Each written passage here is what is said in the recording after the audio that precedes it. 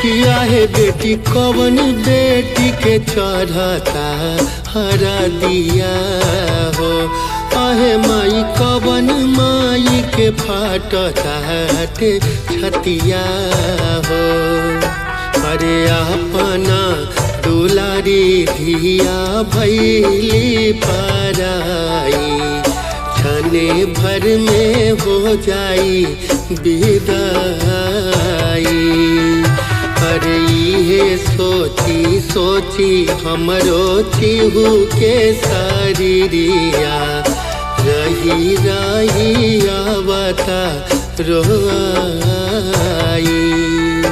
अरे अपना दुलारी धिया भैली पराई छने भर में हो जाई विदाई।